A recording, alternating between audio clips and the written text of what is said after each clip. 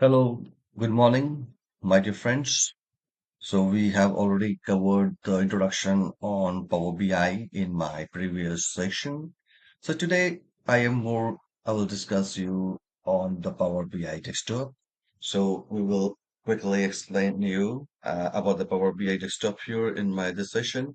So friends, you need to download Power BI desktop from your Microsoft Store or Microsoft website. It's very easy to download the English version, and please download it. So once you download it, you need to open your Power BI and this desktop, and this will look this way. You just need to open a blank report here, and you will be landing to this Power BI, blank page. And if you see here, this is the interface of the Power BI. It has the file button here from where we have entered into where we click and enter the blank report. And and you say this is how, as we click on the blank report, the Power BI session opens up.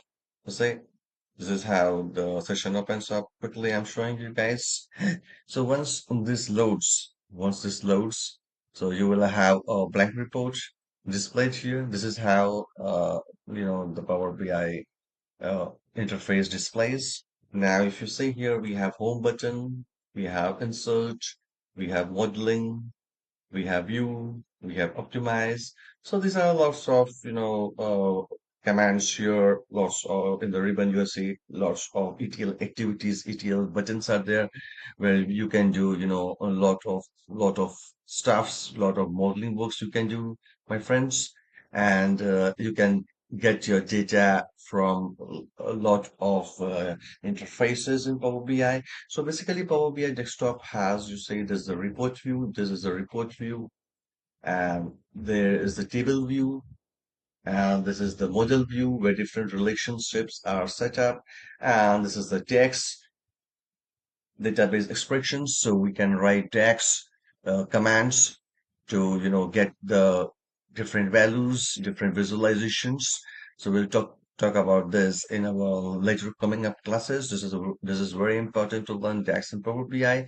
This helps up, to calculate the aggregate value and as per your requirement. And then we have this feature TMDL view where you can create your table using SQL. As you already aware of, Power BI has been built up using multiple languages, C, SQL, Excel, and uh, and some of more of the languages. So this is the quick introduction about the Power BI interface. And you can also, there's a setting view here. If you go in options and settings, so and the options button here, so you have the different settings here. You can quickly check. Most of the settings are activated by default.